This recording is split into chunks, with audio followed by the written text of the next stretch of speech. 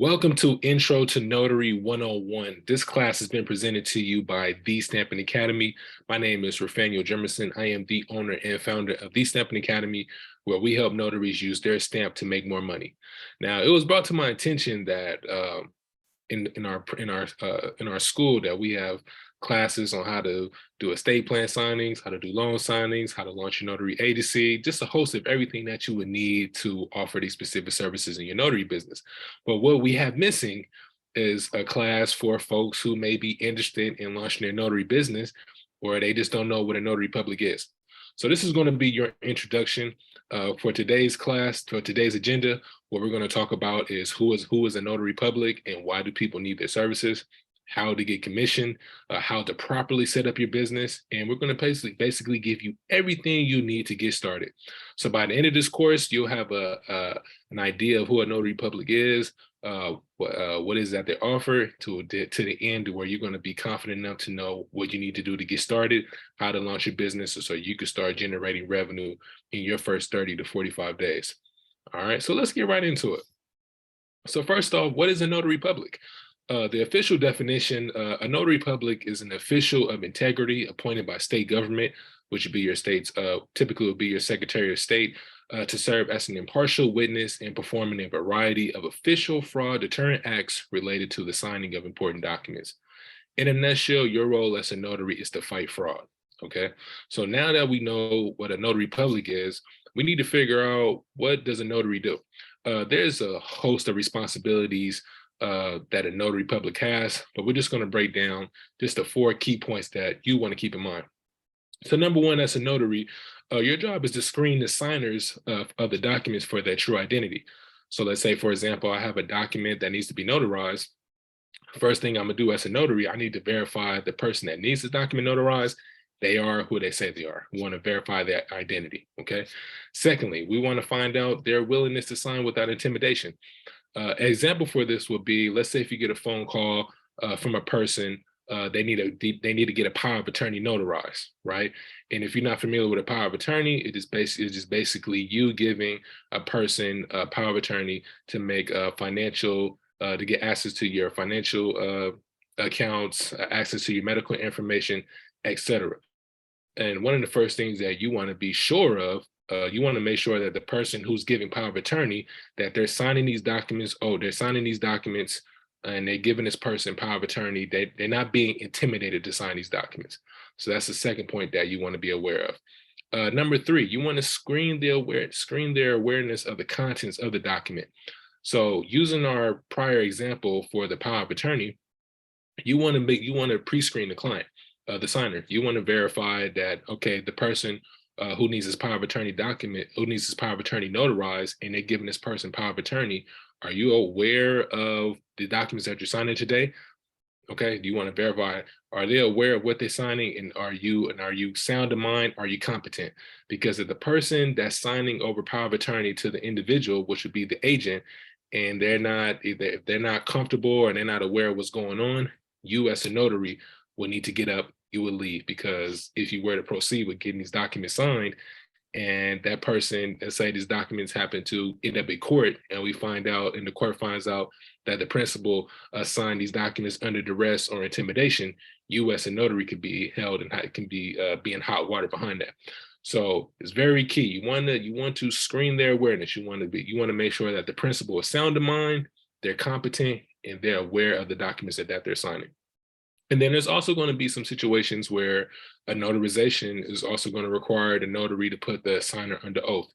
So if you're not familiar with putting the signer under oath, you as a notary, you're going to have the signer put their right hand up, and there's going to be some language in place basically saying, do you subscribe as you are who you say you are? You understand the contents? Are you aware of the documents that you're signing?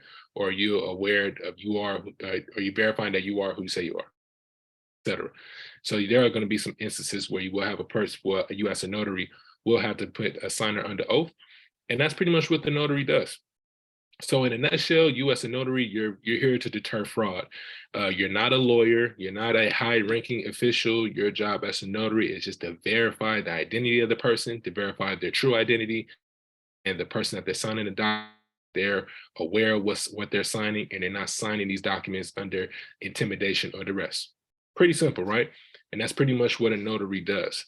Now that you have an understanding of what a notary does and what role they play, we want to figure out, why would someone need a notary? Why would they need their services?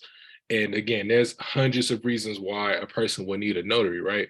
But let's touch on a few key reasons why someone would need a notary.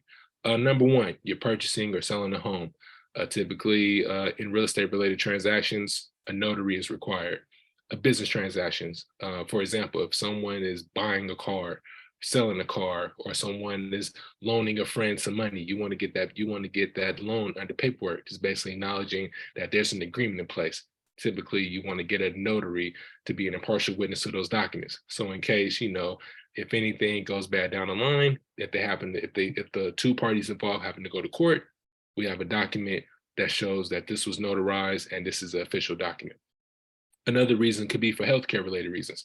So let's example, you may have a loved one. They may not be in the best shape health wise, and they need to have someone, either their daughter, niece, whoever the case may be, someone that they trust. They need their assistance and make sure they get to their doctor appointments. They make sure they get the proper medication. Documents such as advanced healthcare directives documents are required to be notarized. That'd be a reason why you would need a notary. Financial. Let's say you may have someone that's setting up a retirement, or need to get access to a retirement account, or they're setting up an annuity, or they're withdrawing funds from an account, pension, etc. Those are financial documents that typically require to be notarized. So that's another reason why a person would need a notary. And then we have deeds, whether it's a grant deed, whether it's a quitclaim deed, special warranty deed, anything with a deed in it typically requires a notary for that document to be notarized. And then transferring assets. So a will, living trust documents, what else? Power of attorneys, financial power of attorneys, durable power of attorneys, documents where it involves some transfer, where it's going to involve some transferring of assets. And typically those type of documents need to be notarized. So those why someone would need a notary. And like I said, I can go on and on about a host of other services, a host of reasons why a person would need a notary. But these are just a few to name off that you're going to come across in your career as a notary. So we understand why someone would need a notary, right? We want to find out, okay, now that I know why a person would need a notary, what is a notary, how do I get commission? So every state is going to be different, right? One, you would need to submit an application. That's first things first. And you want to check your state secretary, your secretary of state's website. And the reason why you want to check their website is because every state is going to be different. Some states may require you to pay $25 for application fee. Some states may only require you to pay $15. You always want to be sure before submitting an application. Another requirement may be for live scan fingerprinting. Now, live scan fingerprinting is not going to be required for every state, but I reside in California, where before you can even get commission, you need to get fingerprinted first before you even get your commission. So live scan fingerprint in my state is required. But again, I would encourage you to check your state to see if fingerprinting is required. Also, a background check. I can be wrong, but I believe if you're a felon, you cannot become a notary, right? So again, we're dealing with, like I said, financial related documents that could hold a lot of weight in court. So if you're not able to pass a background check, more than likely you're not going to be able to be commissioned as a notary. I know that these two in particular, well, not these two, but a surety bond is definitely required in order for you to be a notary. Each state could be different. There are states where they require a $5,000 surety bond. And then there are states, again, like California, and I also believe Florida as well requires a $10,000 bond. Okay. Errors and omissions coverage. Errors and omissions insurance is not required, but it's strongly recommended. And the reason why it's strongly recommended, because you could be in a situation where you going to a signing, you got some documents signed and notarized, you did everything that you were supposed to do, but there may be a situation where you may have notarized a document for a person who's fraud, and the victim of that fraud can potentially take you to court. And so if you don't have errors and omissions coverage in place and you happen to lose that lawsuit, I mean, that the victim can come for pretty much any assets, anything that you have, right? So that's why it's important to have errors and omissions coverage in place, just to protect your business, for because you don't want to be caught naked, if that makes sense. And as far as amount of coverage you should have, starting out, you can start off with 25,000 up to 100,000. If you plan on start going from just a self-employed notary to launching a signing service where you're hiring notaries and you're employing and you're bringing on staff, then you want to get up to a range of $1 million and up. Okay. So like I said, it's not required, but I highly recommend that you have errors and omissions coverage in place. And then lastly, you must pass the proctored exam. So again, every state is different, but states like California, Florida, New York, Georgia, those states require you to pass a proctored exam. Okay. Um, those are pretty much the requirements that you need. It's like I said, it's pretty straightforward. Like I said, every state is going to be different, but I'm pretty confident out of these 7, you're going to need at minimum 3 in order for you to get your commission as a notary public. Okay. Let's talk about some of the tools and supplies that you're going to need in order for you to get started. So number one, you need your stamp. You can't notarize a document without a stamp. That's first things first that you're going to need, right? You're also going to need an ink pad. For most documents that need to be notarized, you're going to need an ink pad because you need to get that signer's right thumbprint, which is going to lead me into that third point, bullet point, where you're going to need that right thumbprint in the journal. Okay. When you get a document notarized, you're typically going to get the signer's first, last name, get their ID, whether it's a driver license, ID, US passport, any other acceptable form of identification for your state, and you're going to get that information in your journal. Next, you're going to need acknowledgement forms, and in our industry, those are also known as loose certificates. So the reason why you want to have these on hand is because you're going to have some clients where they're going to call you. They're going to say, "Hey, I need a document notarized. Would you be able to get over here as soon as possible?" Okay, great. We can make that happen. And you're going to notice some clients, they're going to have a document that needs to be notarized. They have the form, but the form that needs to be notarized, they don't have which is called like the notarial section, which basically states if this needs to be acknowledged or it requires a jurat. So it's important for you to have these loose forms with you, because because not only you don't want to waste the signer's time, but you don't want to waste your time as well. So it's always good to have these on hand at every signing, just in case the signers don't have the right forms and everything that they need.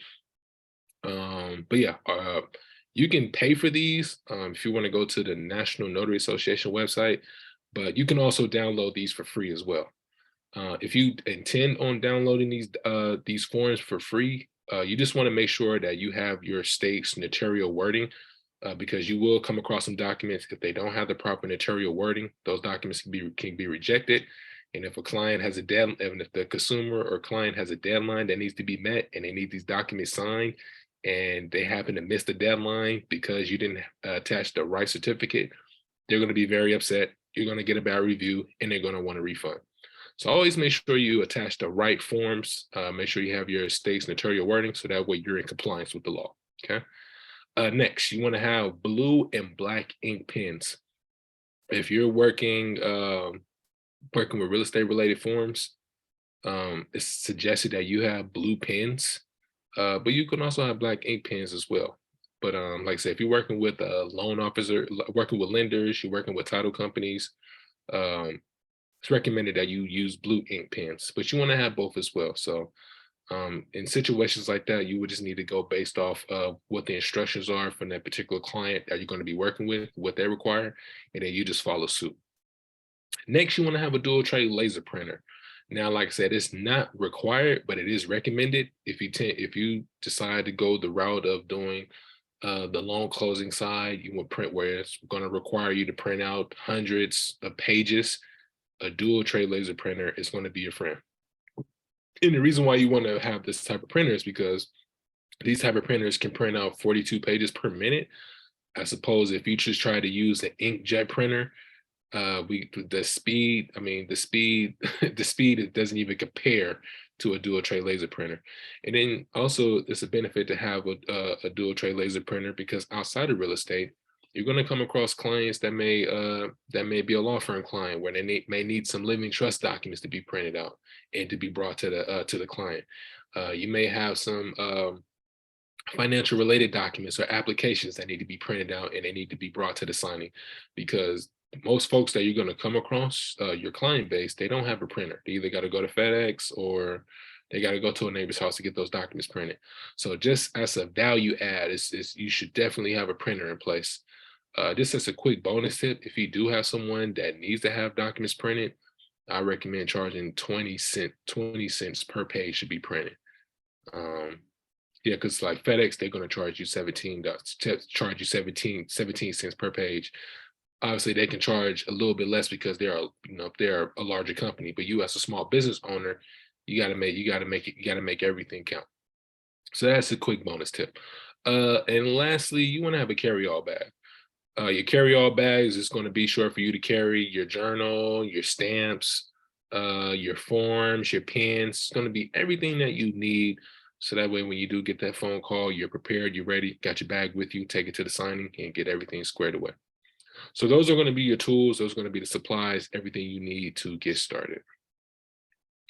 So let's talk about how to properly set up your business. This is a very important slide, because I always get questions about how to properly set up your business. Number one, you can set it up as a DBA. When I first initially launched my notary business, I did not have an LLC.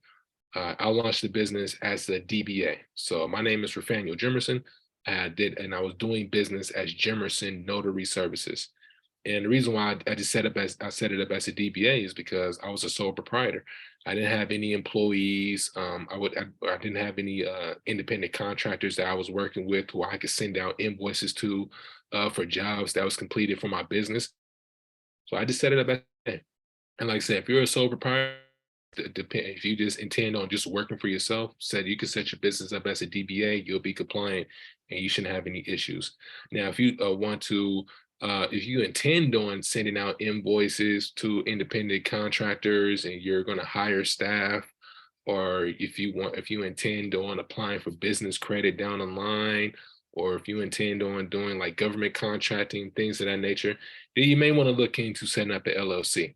You can set up a LLC or go the incorporated route, S corp, C corp. I would encourage you to do your due diligence first. I am not the business structure expert. I'm just only teaching you what I do. I set it up as a DBA initially, and then when I transition over to launching an agency, I decided to turn my business into an LLC.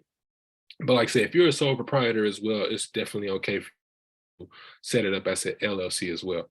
Again, do your due diligence, do your research, find out what business structure makes sense for you and makes sense for your business plan, and then execute on that.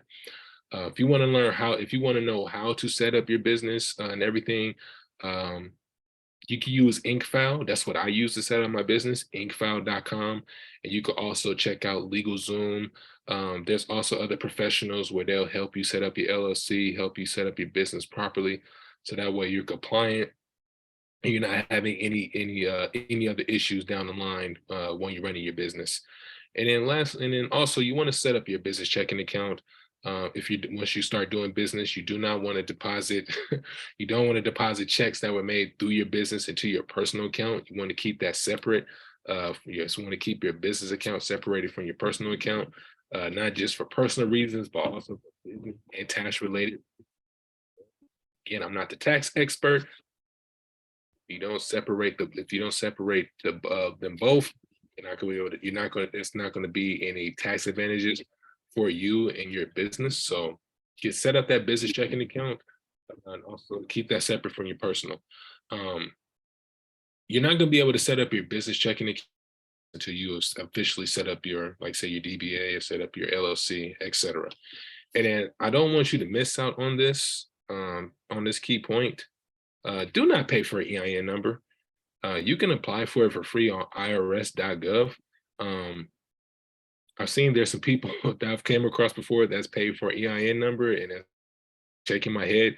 You absolutely do not have to pay for this. These two websites in particular, InkFile, LegalZoom, now they do set, now they will like, of course, it's going, you got to pay a fee, of course, but they will set up like everything for you, and they will have a option in there where they'll absolutely like get your to apply for your EIN number, and you'll be charged for it. Please don't pay for it. You can go to irs.gov and apply for the EIN number, and you should have it within 24 hours, within less than 24 hours. It's free. Please don't pay for it. Okay. So now that we know how to properly set up our business, the next step is we want to get into some accounting, because as soon as we set up the business, we got to get paid, right? If you intend on taking cash, that's cool. If you don't plan on taking cash with your business, know some notaries who don't take cash. They only use a payment platform. These are the top three payment platforms that I recommend. Stripe, I love using Stripe. It's actually the main payment platform that I use. It's simple, very easy. I started using Stripe, I want to say last year, probably in the fourth quarter of 2021, and I've had nothing but, it's been a great experience with using the platform. Just a side note, if you intend on taking out business credit, Stripe will allow you to take out business credit. I think you would need to generate at minimum 5,000 in revenue, and you will get like, they'll send you a quick email to say, hey, you're eligible to receive a loan, which basically is business credit anyway.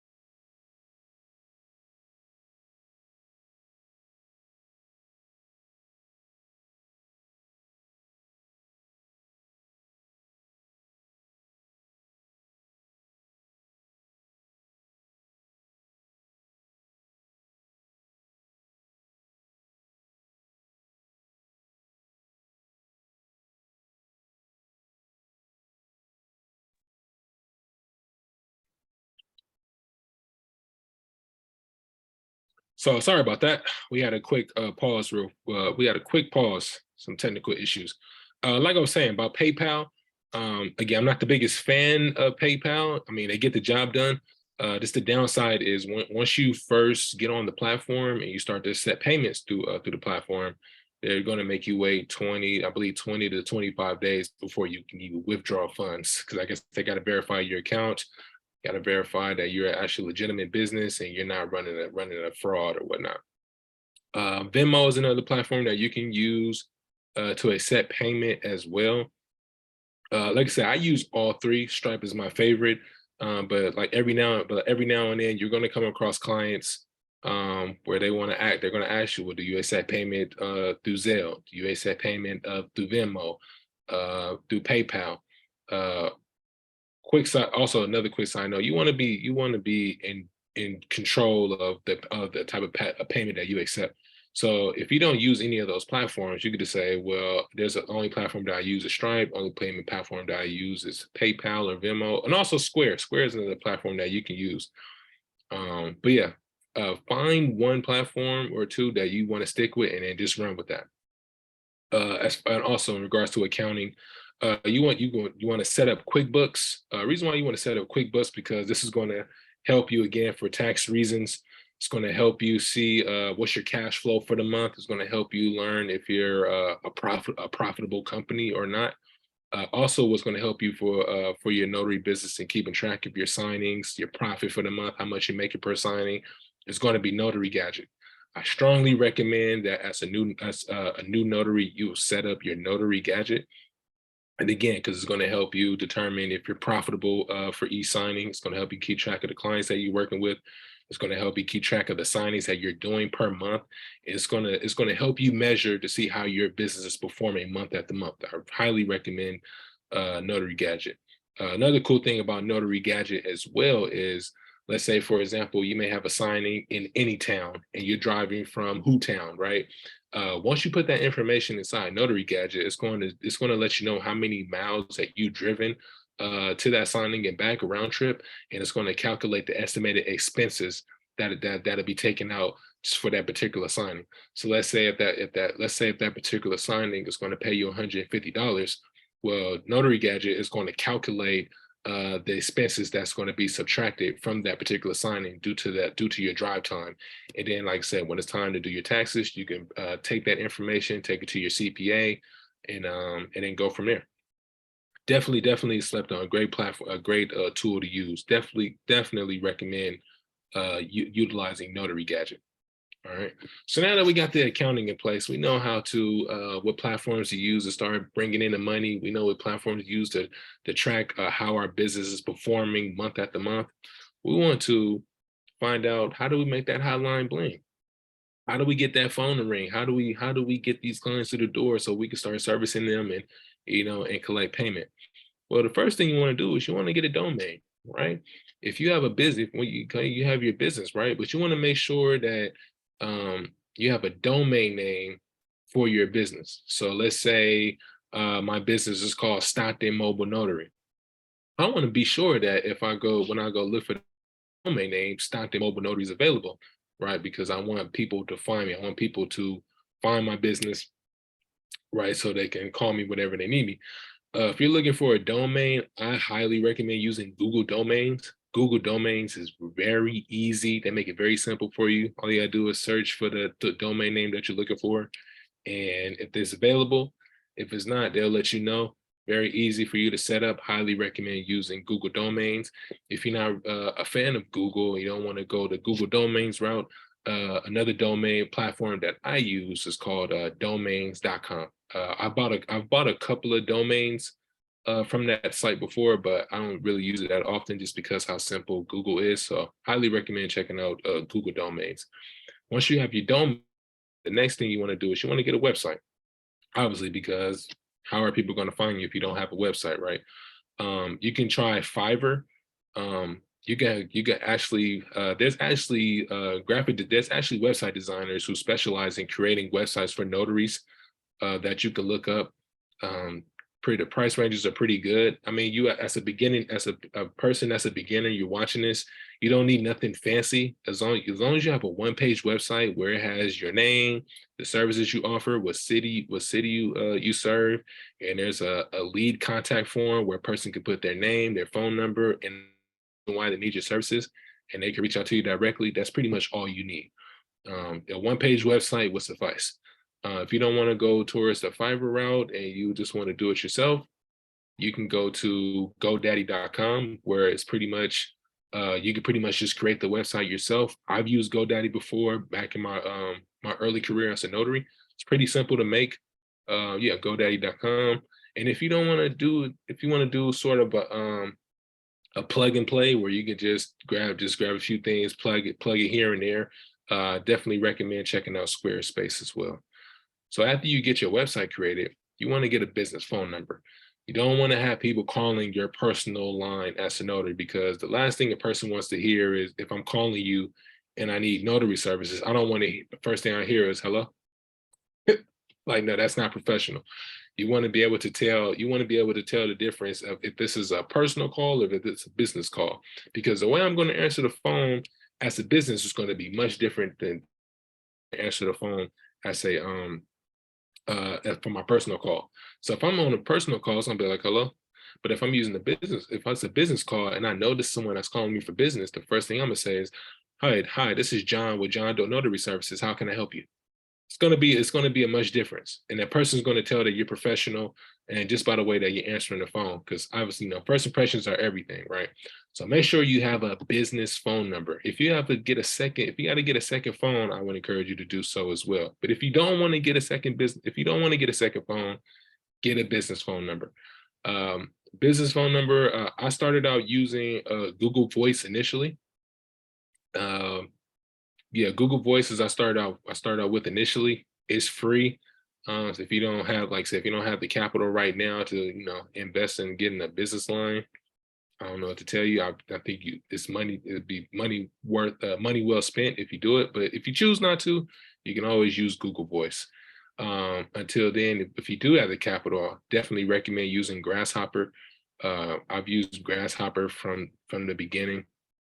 I like using Grasshopper, and the reason why I like using Grasshopper is because there's been situations where I've been in a signing in particular, and I wasn't able to get the client on the phone because I was at the signing table. I wanted to be respectful of my client. I don't want to answer the phones while they still have documents that need to be signed. Well, Grasshopper has a feature where, let's say, for example, if you're at the signing table and you can't answer the phone and you have a Grasshopper business line that they're calling, Grasshopper, you can set it up to where you can have an automated text that's going to be sent back to the person, to the phone call that you missed. And I've actually been able to book appointments from phone calls I've missed because I had an automatic text message that sent out just basically saying, "Hey, this is Rafael with Stampin Mobile Notary. Sorry you missed your call. How can we help you?" And that person responded via text, and I was able to get that appointment booked, because you can include a link or basically where they can get access to your scheduling page where they can book you for an appointment and go from there.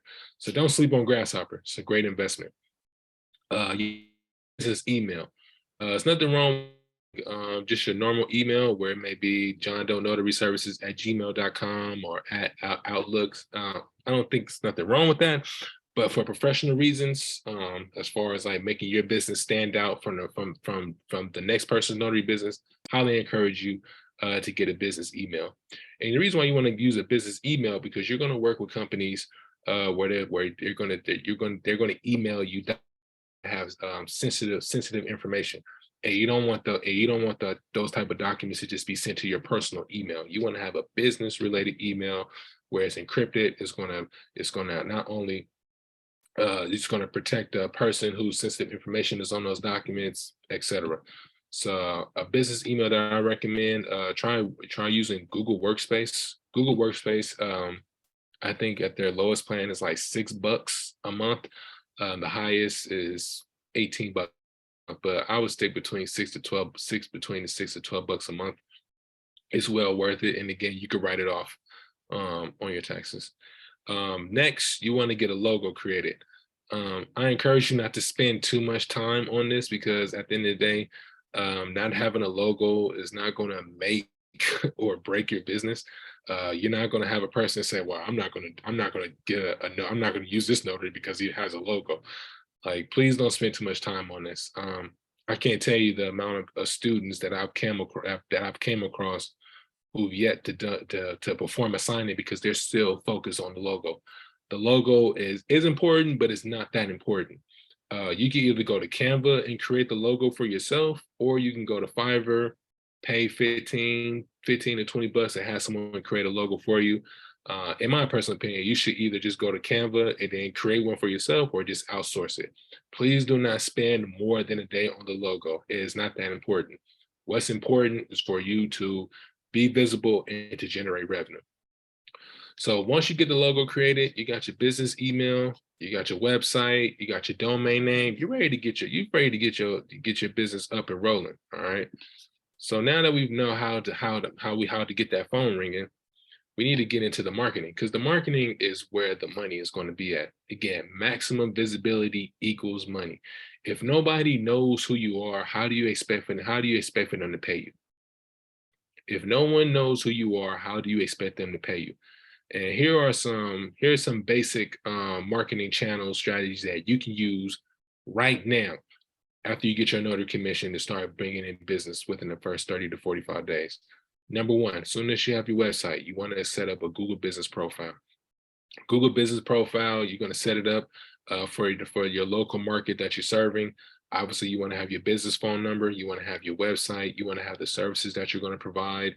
You want to upload all the information that's necessary so your account can get verified, it can be listed. And so whenever a person is looking for a mobile notary, you're going to be one of the first businesses that pop up on the first page, and they're going to give you a call. Number two, you want to set up a Thumbtack. Thumbtack is a lead generation platform, much for professionals. If you're a handyman, whether if you're a notary, real estate agent, whether if you're a wedding officiant, electrician, you name it. That's what Thumbtack is catered for. Um, this platform for Thumbtack, you do have to pay for leads. It's not going to be a set. It's not going to be a set price, a fixed price that you pay for each lead that comes in. It's going to be different depending on the day, the time, the city, the area that the lead is coming from. But it's well worth it because again, it's helping you get business. Um, in my area, I typically tend to pay. I typically tend to spend between 5 to 10 bucks a lead. If I pay 10 bucks for a lead, then it's probably because it was a lead for a wedding officiant. But for the most part, you're typically paying between 5 to 9 bucks for a lead. Now, this is just in my area. Now, if you go on the platform, you could definitely check out um, how much a lead is going to cost for each area that you're serving, and then some. You will make a decision on how much you want to spend on a weekly as far as your budget to pay for leads, and then you go from there. Again, most people, most notaries that I come across, they complain about the platform, but I look at it like this: if it's a way for me to generate income, and I know I don't have to do much, I can have leads that come straight to my phone, and I'm possibly going to pay 5 bucks on this lead, but on the back end, I'm going to get paid 65, 70, 100, up to $250 for that lead. You're going to do that all day, every day. Next, you want to get on social media. The three recommended platforms that I will use for my notary business is going to be Facebook. Facebook obviously is going to have your friends and family, and it's also going to have Facebook groups and other more mature audience on the platform. I tend to get a lot of referrals on Facebook for power of attorneys, advanced healthcare directives, just documents in general that need to be notarized. Please don't sleep on Facebook. It's a great platform to use. Instagram, I tend to use Instagram to promote more for our academy. I typically don't promote my notary business on the platform, but because people know that I teach notary and people know, and I'm always giving out free information on the platform, I tend to have a lot of people that reach out to me whenever they need a notary, or if I happen to need a notary for a particular signing in an area that I can't particularly serve. I will go on Instagram and I will find a notary who I may be connected with already and hire them for that signing. So don't sleep on Instagram because I could be reaching out to you right now to see if you're available for a signing. You may have another person who may own a signing service, and they may be reaching out to you to see if you're available for a signing. So don't sleep on Instagram. And also, it's another way for you to connect with other notaries in your community as well. Because again, I didn't know this until this year. Notaries actually send each other business. Believe it or not, you wouldn't think your competition would send you business, but there are notaries who are willing to send you business if you happen to have a great relationship with them and you happen to be happen to have a solid character. You have some sense about yourself, so don't sleep on that. LinkedIn is another platform that I use to market my business. Again, I tend to focus on B2B, which is business to business. I want to work with business owners and work with other businesses that have clients that need to serve it, that need to be serviced. LinkedIn is a great platform for you to get on. Definitely encourage you to get on. You just need to be patient. LinkedIn is not a platform where you're just going to hit off right out the gate. It's a platform where you just need to post consistently and you want to connect with the right people and also get introductions to the people who you want to work with. Yeah, definitely leverage social media. It's a great way for you to get business. And then also networking. Tell everyone that you know that you're a notary. Tell your friends, tell your family, tell everyone that you know that you need a notary because you'll be surprised. I come across a lot of people when I do tell them I'm a notary. First, one of the first things that they tell me is like, "Wow, I don't even. I didn't. You're the first person. You're the first notary I've come across. I typically don't come across notaries or even know how to find one." So if you tell people that you're a notary and you let them know what you do, more than likely you're going to be top of mind whenever they need a notary. And what's going to further enhance that is going to be social media. Facebook, Instagram, LinkedIn, those platforms are going to further enhance the fact that you're a notary, and it's going to maximize your visibility as well. So network, tell people that you're a notary. You can attend free networking events, business mixers in your city, whether it's a local chamber first, etc. Let people know that you're a notary, and so that way you can start driving in business and using your stamp to make money. I'm not gonna for notary direct. Then we have notary directories. Um, these are not required, but I added them on here, like I said, because the goal is to have maximum visibility. Notary Cafe is a platform that I've used. I've gotten business through Notary Cafe, Notary Rotary, 123notary.com, just to name a few. Those are notary directories where pretty much what you do is you're going to pay the platforms to list to list your name and your services on the website, because there's going to be business professionals, business owners, etc. They're going to go on those platforms to see if they can find a notary for a particular signing that's in that notary's area. So notary directories are great to use. Now, not every single notary directory is going to be great, but I would just, by these three in particular, I definitely recommend checking out to see if it makes sense for you. Um, I'm not too sure if Notary Rotary is still active. I just listed it on here because it's a platform that I've used before for myself to get business and to also look for notaries to hire, but definitely check it out. But Notary Cafe and 123 Notary, I've definitely gotten business from business professionals, business owners that were looking for a notary. When I've asked them how they found me, they either said Notary Cafe or 123notary.com. So again, these are going to be the marketing channels that you're going to leverage. So let's recap. You definitely want to set up your Google business profile, because when most people are looking for a notary, they're going on Google. First thing they're typing in is mobile notary. And if you have mobile notary within your business name, you're definitely going to be up there in the rankings. And you want to be either in the top 5, top 10, preferably top 5. So that way, you have a better chance of getting that phone call and securing that appointment. Secondly, you want to set up your thumbtack. Again, this is going to definitely increase your chances of getting a signing within your first 30 days. You want to get on social media, get on Facebook, get on Instagram, get on LinkedIn, set up those platforms. You want to network to help everyone that you know that you're a notary. Attend the free networking events. Check out some paid networking, referral organizations as well. Again, because word of mouth is the best type of marketing. If people are speaking on your behalf and sending you referrals, it's probably because you planted those seeds by networking early. Do not sleep on networking. And also, you might want to check out the notary directories as well, where you have the notary cafes, the 123notaries.com, and you also want to check to see if Notary Rotary is still active. All right. So we know who a notary public is. We know the role that they play. We know how to get commission, how to get started. We know how to market the business. We know everything that we need to get started. Now, this is going to be this is a key slide to your success in the notary business. Number one, you got to have patience. It's not a get rich quick business. In 2020, when interest rates were 1% to 2%, my phone, every notary in the business phone was ringing off the hook because folks was refinancing, purchasing homes at a crazy rate. Same in 2021, but here in 2022, that market has not been the same, and it's been less phone calls. And a lot of notaries who first got into the business in 2020, they're kind of phasing out because they're not getting the type of phone calls that they were getting before, and they're not willing to put themselves out there to market themselves. So I would encourage you to be patient. Be patient. Build the relationships.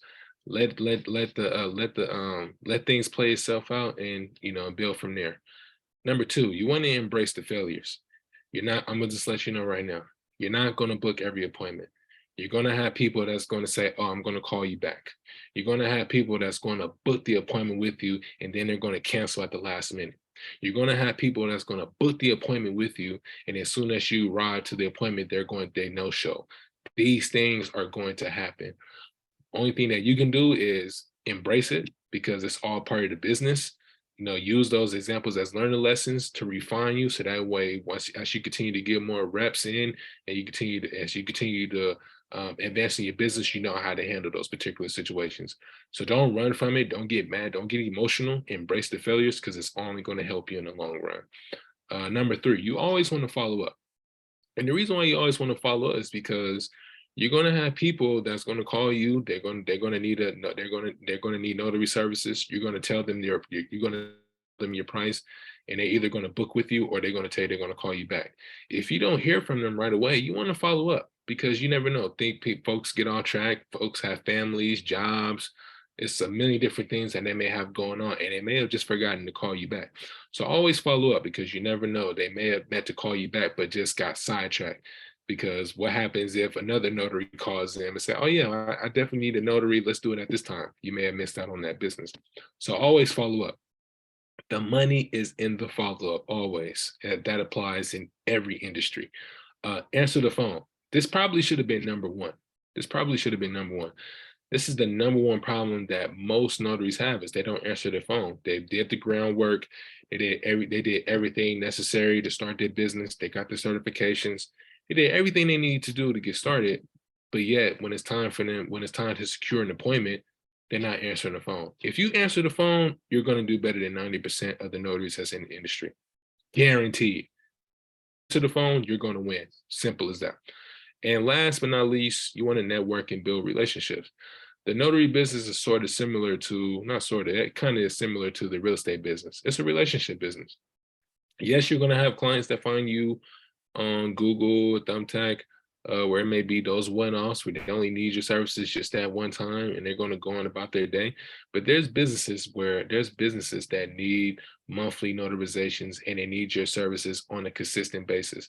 It'll be in your best interest to take that time to network and build those relationships because in the long run, you want people to know that you're not fly by night, meaning you're just not, you just not here for the moment.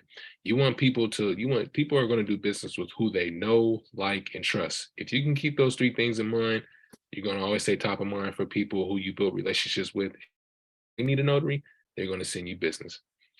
So those are just some keys to success. Like I said, have fun with it, be patient.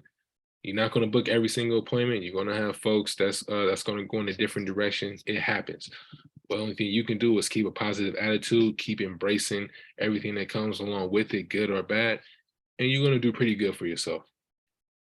And I can't forget to mention, answer your phone. That concludes Intro to Notary 101. You should have a thorough understanding of how to get commission, how to set up your business properly, how to market your business, the tools, supplies, everything you need to get started. If you need additional help, join the Stampin' Live Interactive Academy. We have the Stampin' Academy where we have 12 plus hours of pre-recorded sessions on how to add specific services to your business, how to launch your own nationwide notary service. If you want to offer specific services within the business, if you want to be in the space of a content creator, you want to create ebooks and digital products, we have all 12 plus recorded sessions in the Stampin' Academy. And then we have the Stampin' Live Interactive Academy, where it's a private community full of notary entrepreneurs, where you get access to the private community. We do weekly Zoom calls, weekly live classes. We do monthly coaching calls. We also we do one-on-one mock signing sessions as well. So you may be in a situation where you may have an upcoming signing coming up, and you want to be well prepared. You want to be confident at that signing table. You don't want to be stumbling over your words. You don't want to seem nervous. We do have sessions where you could book a one-on-one session with me. I'll sit down with you as if we're doing the practicing, as if we're practicing at the signing table. If that's something that you're looking for, out the live and check out the Stampin' Live Interactive Academy. Also, you're more than willing to book a consultation with me if you need a little bit more information, on direct on what some things to do within your area, or to know if this actually makes sense for you to start. Book a consultation with me. And we also have an 8-week coaching program where you get to work with me directly as I help you launch your business, as I help you learn how to close clients over the phone, as I help you set up your SOPs, etc. Now, I encourage you to have your notary commission first before taking on this program, because again, if you don't have your notary commission, it's just going to be 8 weeks of you waiting to get your commission. And that's another thing. If you're waiting for your notary commission to come in, it could potentially be 15, 30 to 45 days before you even see your stamp or anything. So have your notary commission first, and then if you feel like you want to work with me directly, just hit me up, send me a DM, and let's get together and let's see if that actually makes sense for you to be a part of our coaching program. Follow us on social media, Stampin Notary across all following platforms. We're on YouTube. Make sure you subscribe to our YouTube channel. Make sure you follow us on TikTok. Check us out on Twitter, and check us out on Instagram as well. If you follow me, I'll follow you back as well. I'm not the funny acting type. If you ever have questions, please feel free to DM me. I always have a host of notaries that DM me just asking questions about pricing their services, what to say if a potential client is inquiring about their services, what to do if they're targeting a specific market. I have absolutely no problem in helping you out. Just shoot me a DM and we'll go from there. I appreciate you guys for checking out this course. I'm very excited for you. I'm very excited about you starting your notary career and starting off on the right path. And hopefully we get an opportunity to work with each other down the line. Other than that, peace.